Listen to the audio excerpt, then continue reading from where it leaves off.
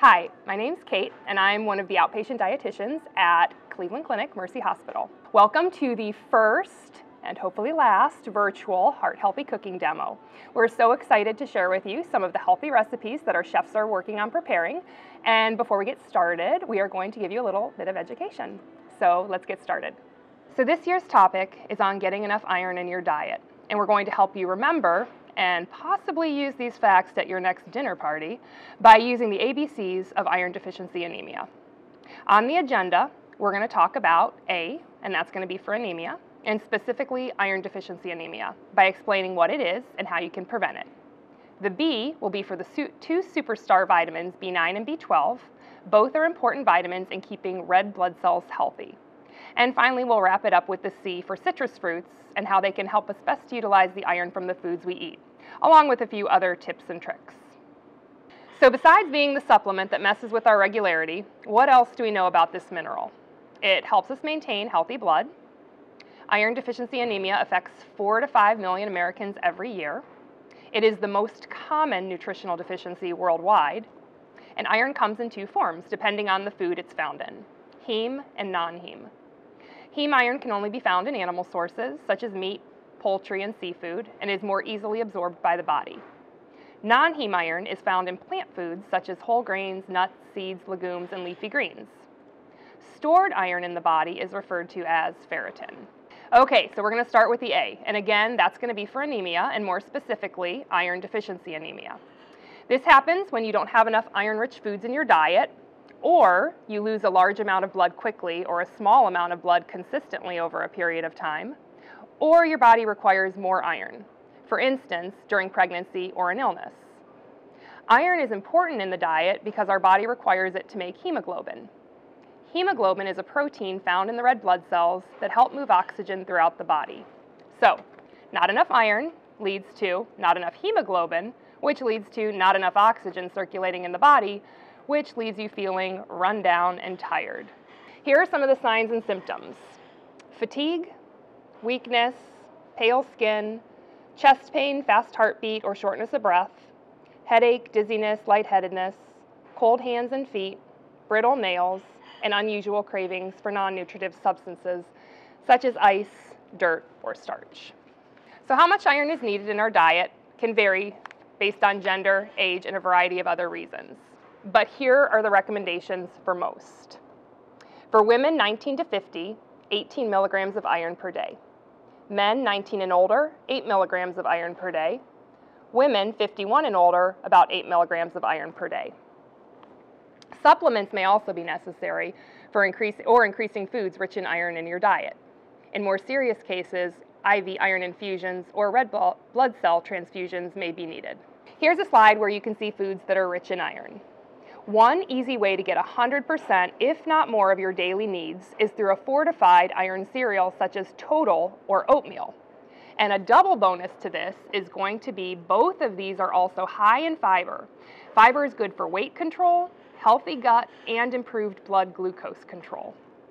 If you notice, beef is on there. 4 ounces of beef, or about a little over the size of a deck of playing cards, has about 2 to 3 milligrams of iron in it. Red meat should be limited to no more than 1 to 2 times a week for a healthy heart. Some of the foods that our chefs will be using in preparing the meal for us are kale, white beans, bonza pasta, rolled oats, and a variety of nuts and seeds. Now we're going to talk about the first B vitamin, which is B9, or more commonly known as folate. So the first thing we know is the recommended daily intake for adults is about 400 micrograms. A healthy diet will provide your daily needs. Women who are planning to become pregnant, are pregnant or breastfeeding, have increased needs, and a supplement is recommended. It's a water-soluble vitamin that's naturally present in foods, added to others, and available as a dietary supplement. Folate is the term for the naturally occurring B9 in foods. Folic acid is the synthetic form that is used to fortify foods or is used in supplements. Sources of folate include leafy greens, citrus fruits, and beans. Sources of folic acid include fortified rice, pasta, bread, some cereals, and supplements. Folate and folic acid help our bodies make red blood cells. And since I know you are all paying close attention, and remember that hemoglobin, made from iron, is the protein found in red blood cells that help move oxygen throughout the body. In this picture, you can see how if you lack red blood cells, you will lack oxygen all over the body to tissues and organs. So get your fill of B9. Clear as mud? Great. The other important B vitamin is B12. B12, the recommended intake for adults, is 2.4 micrograms. It is, again, a water-soluble vitamin, meaning that if you overdo either B9 or B12, you're just going to be making expensive urine. It can be stored up to 2 to 4 years in the body, and B12 is naturally found in meat, fish, milk, cheese, eggs, and fortified foods, cereals, and nutritional yeast. Nutritional yeast is something you can find in the baking aisle and actually contains over 1,000% of your B12 needs. It has a cheesy, nutty flavor and can be easily sprinkled on salad, your meats, or honestly anything you would like to. B12 can also be taken orally as vitamin, supplement, or by injections. All right, so B12, again, repetition helps us learn, so here we go. Hemoglobin, made from iron, is the protein found in red blood cells that helps move oxygen throughout the body. B12 helps the development of healthy red blood cells. So looking at the pictures there, you can see how with normal blood, all those red blood cells going on, and when you are anemic, you don't have as much, again, meaning you are going to be lacking oxygen throughout all the organs and tissues in your body. Okay, and now we're going to wrap up with C, and this is for vitamin C and beyond. First, foods high in vitamin C, such as citrus juice, fruits, melons, dark leafy greens, and potatoes, can help the body absorb more iron. This has shown to be more beneficial with non-heme iron, and again, that's going to be iron coming from plant-based items. Eating more fortified or enriched products can help you meet your needs of all of these. Limiting coffee and tea if you are taking an iron supplement that prevents some of the absorption. And if you add lemon juice to your tea, it actually counteracts that. So it's going to help you absorb a little bit more by putting that citrus fruit in there. There's no way to really answer how much iron your body can really absorb at one time. A conservative estimate is about 25% of the heme iron that you're taking in you'll absorb, and about 17% for the non-heme iron. Okay, and that's all. So thank you very much for joining us. Here's just some pictures of foods, again, that are rich in iron, and we're looking forward to seeing you in the kitchen, to seeing what our chefs prepared for us today. Thanks, Kate, and thanks everyone at home for joining us today. I'm Nikki Piles, the Executive Chef at Cleveland Clinic Mercy Hospital. Hi, and I'm Nikki Moseychef, the Director of Food and Nutrition Services here at Cleveland Clinic Mercy Hospital. Today we're going to show you guys some great recipes that are heart healthy for Heart Month. So let's get started. Okay, everybody, so today we're going to start with our sweets first, because who doesn't like the sweet part the best? So we're going to make our homemade granola bars. The best thing about these is the base that we're starting with can be transformed to use any ingredients that you like. The nice thing about these is they're not only great for breakfast, they're good for lunches, snacks, pack them for your lunch, your kids' lunch, or also eat them as a late night snack without feeling guilty. So let's get started. The base of our granola bars is bananas. This is gonna hold everything together. Have you ever bought bananas and they start getting ripe before you get a chance to eat them and now you think they're too far gone? Don't throw them in the trash. We're gonna use these today. So first, we're gonna open up 4 bananas, and we're just gonna peel them and drop them right into any bowl. This is also a great project to have your kids help you with, your grandkids help you with. It's something that will be fun for them to play with. Make sure they wash their hands first. We all know where kids' hands have been. Okay, so we're gonna get in here and mash our bananas. Once we get these nice and smooth, we're gonna add in our vanilla, and this is our base. So pretty much from here, you can add any fillings that you like. Today we're gonna use apricots, some chocolate chips, we have flaxseed, sunflower seeds, walnuts, and almonds. So once you get all of that mashed up together, we're just going to add in all of our fillings.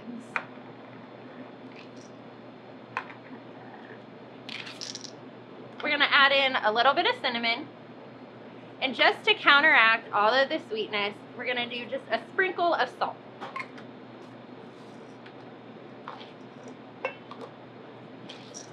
Of course, it's not a granola bar without our oatmeal.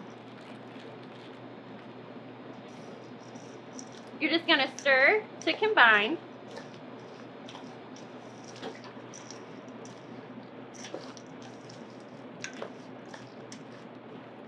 And it's that simple.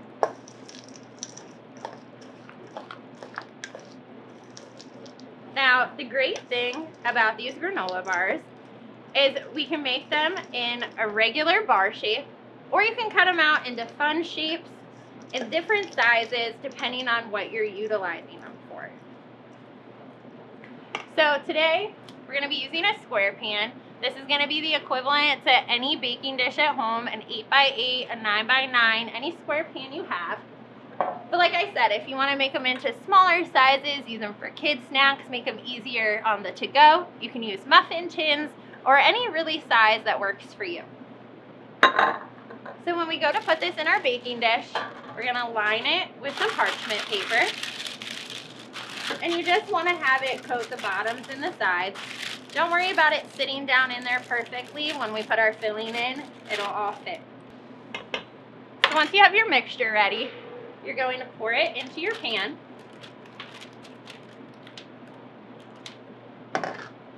And you're gonna give it just a nice press down. Make sure you get it all the way to the edges.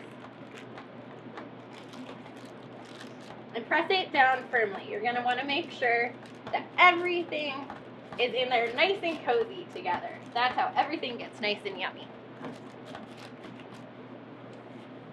Once you're in your pan, we're gonna place this in the oven at 300 degrees and bake it for 15 to 20 minutes until it gets nice and golden. You'll smell it throughout your whole kitchen. You'll know it's ready. Once it comes out, you're gonna let it cool. The best thing to do is let it cool overnight so it can firm up a little bit. Pull it out of its pan in the morning and cut it into whatever sizes you like. So that is our homemade granola. Okay, so our salad today is going to be a chopped kale Caesar salad with pomegranates, avocado, and some pistachio nuts. How many people know how to clean an avocado or a pomegranate? I know pomegranates can get a little tricky. Well, they do, and messy. So we're gonna put down some parchment paper, and we're gonna take our knife and cut it in half. Look at the juice, so beautiful. So over a bowl, you're gonna take a wooden spoon, a metal spoon, any kind of spoon, and you're just gonna hit the sides, and you'll see all the seeds fall out. If you're having a bad day at work or anything, you can just like get out your little aggression on the seeds. Look, It's a good stress reliever. And like, I would suggest buying some gloves to wear because your hands are gonna stain up. Nikki, you want to talk about the salad dressing? So While today, I continue this. So today we're gonna be doing a white bean dressing. The great thing about this is the fat is gonna come from our white beans. These are great because they're a really cheap option and they're super versatile. They take on any flavors that you add to them. So that's gonna be our base today. So we're just gonna use any blender that you have at home. Even a food processor would work just fine. We're gonna add in our beans. We have some shallots. You could even just use white onion if you have that at home. A little bit of Dijon mustard. Some fresh chopped garlic. A sprinkle of pepper. And some Worcestershire sauce. Now, you could also use anchovies if you want to do a more classic Caesar dressing, but today we're just going to use some Worcestershire sauce. We're going to add in a little bit of oil just to help combine things a little bit. And we're going to place in, you're going to start with a small amount of water just to help get us to a good consistency. Yeah. Don't want it too thin, but you want it to stick to the lettuce. So we're going to turn on our blender and see what our consistency looks like. Looking good. maybe a little bit of water. So it's a little thick.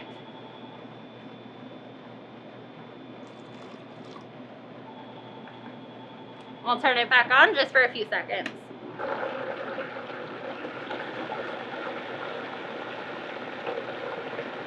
Looking good. So now we're at the right consistency for our dressing.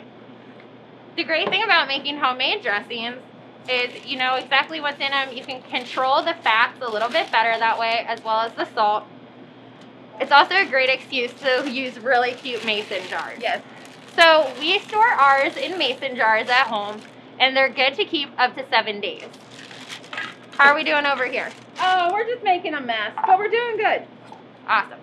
So I'm going to take the avocado next, and I'm just going to slowly put it in. You're going to feel some pressure there. And I'm going to rotate the avocado, and I'm going to meet it on the other side. And I'm going to twist, and there you go. You take the knife and twist. Throw that away, or you can plant it. I've never planted an avocado tree. Not sure if Ohio is exactly the state for that. So you can take a knife or a spoon and just gently cut in there like so.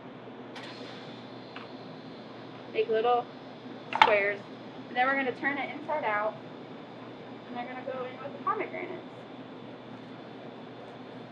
For the salad. What's next, Nikki? So we have our kale over here in our serving bowl. We're going to top this with some fresh Parmesan cheese.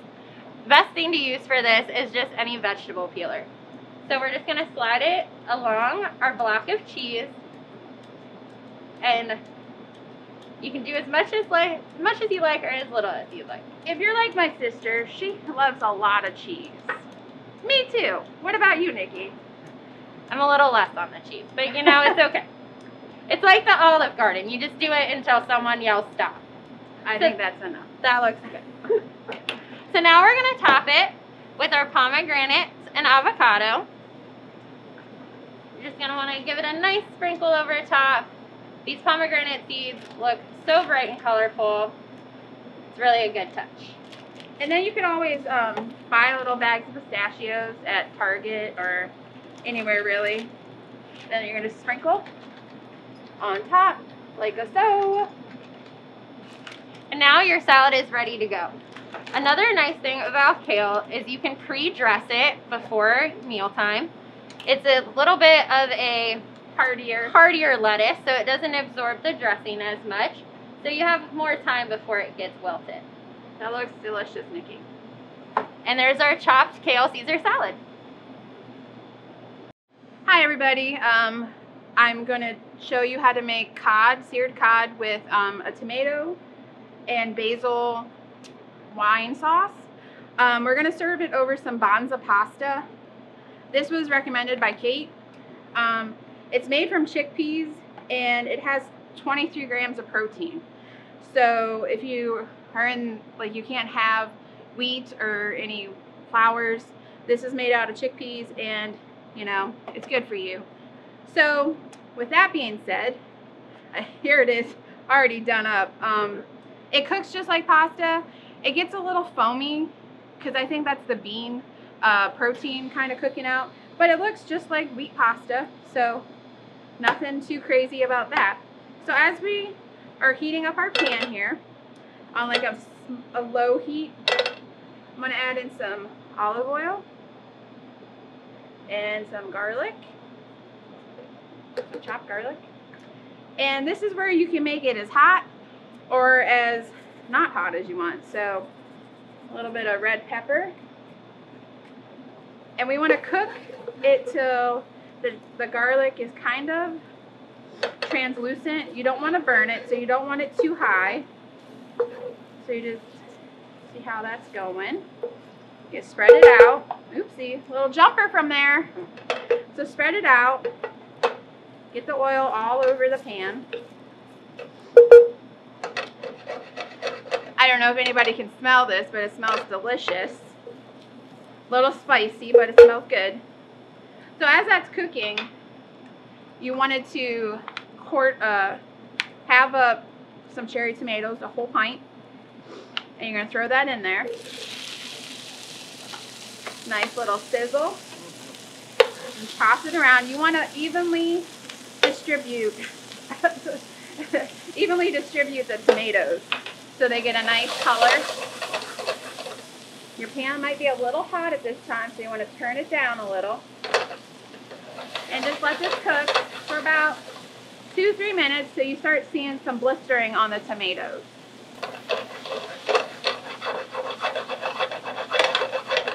Do this to the pan if you feel comfortable. And next, we're going to take some chiffonade of basil. Basically, a chiffonade of basil is where you get your big stalks of basil and you take the leaves. You separate the leaves. And you put them together. And you'll just roll them up like this.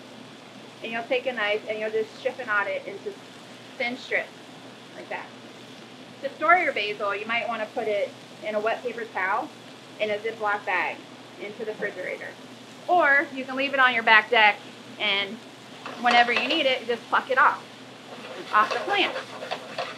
So as they're cooking, they're getting a little transparent here. We're going to throw in some basil.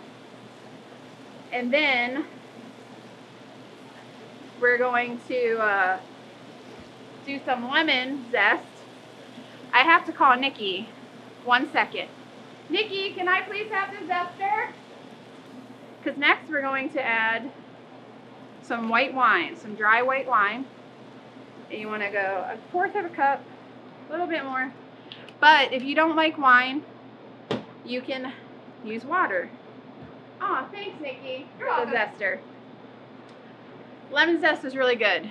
It adds more flavor, I feel, than the juice. I prefer the lemon zest. So you're just going to zest that over top of the pan. Get that in there. Nice lemon. And then as this is cooking, you keep it stirring. Let it cook. Bring it up a little higher because now this is going to be your sauce for your cod. We're going to let that cook. And as we're letting that cook, we're going to talk about cod fillets. I prefer fresh to frozen, but I have frozen right here. And in a frozen cod, there's a lot of water. So you're going to want to take some paper towels, and then you're going to want to squeeze the water out. Because you want to dry fish when you saute.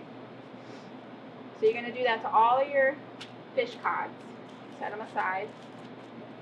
If you don't have paper towels, you can use just a normal towel from your kitchen. You can roll it up, squeeze it some more. And there you go, that one's dry. Next one, roll that one up, squeeze her out, and there you go. So as that's still cooking, we're going to season this with salt and pepper. There are two sides to a fish. You have your skin side, and you have your meaty side. You always want to sear it meaty side down, skin side up. So we're just going to season all the fillets, both sides, salt and pepper. So now that's seasoned. Our sauce is looking good, so we're going to set that aside. Next, we're going to heat up our pan for our fish. Turn the heat up. We're going to add some oil. Sorry I'm sweating, you know, it's a working kitchen here. So next, while that's heating up, we've done our fish. We're just kind of waiting for that to happen. Because you don't want to use a cold pan. Cold pan, your fish will stick. This is a non-stick pan, but your fish will still stick if it's cold. And the way that you would know if it was heated up properly would be to take either salt or flour, if you're flouring something, and sprinkle it in there. And you'll see if it starts bubbling up, it's ready to cook, or you'll hear it kind of sizzle. So it's not quite ready, it's almost there. It's not telling me too much gossip, but it's getting there. Maybe the winning lottery numbers, I don't know. So, okay, I feel like it's ready. So like we said, skin side up, flesh side down. Away from you, always away from you. Nice sizzle. Just talking.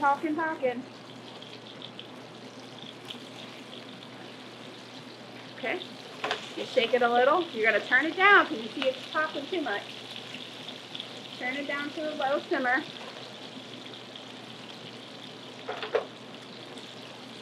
And kind of just let it go. Not like Elsa, but just let it go for a minute. Because you don't want to move it too much. Because we want a nice crust on the fish. So as that's cooking, I don't know what you guys want to talk about. Well, I think that we can talk about the temperature of our fish. We always want to make sure that our meats are at a good temperature. Yes, so where'd you get this? Where can you buy one of these? So a lot of stores carry these, but we buy ours at DFS. Okay. Any food supply store will have these for you. They're a great tool to have at home just to make sure you guys are cooking your food safely. And what temperature should the fish be cooked to? So for fish, you're going to want to do above 145 degrees, but you don't want to go too far above that. I would probably stay between 145 and 160, 65. If you go any higher than that, you're going to dry out your fish. It's looking pretty good in there. Smells delicious. The sauce smells great. And as you see, I have a thin spatula here. And that's perfect for any kind of fish because anything thicker will like scrape the fish and you don't want to do that. It's nice and thin.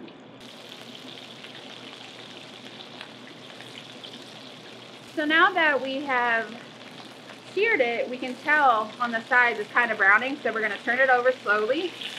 And there's a knife. Might want to take it away from the heat and turn it down. Then turn away from you, always. Turn away from you. Look at that, beautiful, beautiful. And now since cod is like a really light fish and absorbs a lot of flavor, we're going to finish the fish with the tomato sauce. Now here you can add more wine or you can have some water. I prefer water, so just add a little bit so the fish is going to kind of cook in the juices and be all delicious. And at this point you also want to add sugar. Sugar and tomato sauces go hand in hand. Just a little bit to get rid of the acidity. And then you just let it cook. You can put this in the oven and finish for like another 10-15 minutes or temp it for 145. So the ladies are ready for lunch, Nikki, so let's get ready for them. All right, so first we're gonna plate up our salad. Like when we made it, we just have it in this nice serving bowl. We're just gonna use some tongs. Gotta make sure that you get a little bit of everything in there for them. Gotta get the goods. Looking great. I always dress my salads with just a little bit of dressing, and you can always have that cute little mason jar on your table if people want more. Looking good. Loving the nuts in there. Pomegranates just like pop on the kale. Awesome. So there's our salad. And then next we have the bonza pasta, if you want to scoop some of that on the plate. Awesome. And the fish is done. We have the fish out of the oven. Take this over to here. Place that on top. That looks so good with those cherry Place this tomatoes. one on top. Then you got your little pan sauce here. And then we're gonna put that over that, just like so. You can definitely smell that garlic and basil in there. And then at this time, you could put parm on it or not. And if you're serving guests, just clean the rims. Make it look beautiful. And there we go. There's our lunch served.